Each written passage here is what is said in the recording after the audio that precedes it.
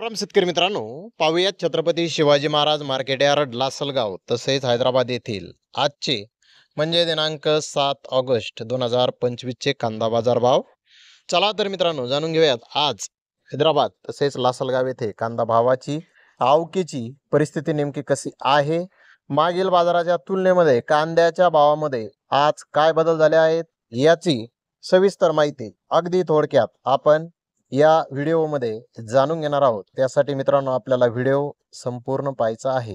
तर मित्रांनो सर्वात आपण करूयात नाशिक जिल्ह्यातील महत्त्वाचा कांदा मार्केट असलेल्या लासलगाव येथून. लासलगाव येथे 500 वाहनांमधून अंदाजे 8,600 क्विंटल उन्हाळी कांद्याची आवक आतापर्यंत आलेली आहे. उन्हाळी कांद्याचे बाजारभाव 600 रुपयापासून 1,600 रुपये क्विंटल पर्यंत उन्हाळी कांदे लासलगाव येथे आतापर्यंत विकत आहेत. तर सरासरी कांद्याचे भाव 1,350 रुपये क्विंटल पर्यंत सरासरी कांदा लासलगाव येथे आतापर्यंत विकत आहे. मित्रांनो मागील बाजाराच्या तुलनेमध्ये लासलगाव येथे कांद्याचे भाव आज थोडेसे सुधारलेले आहेत.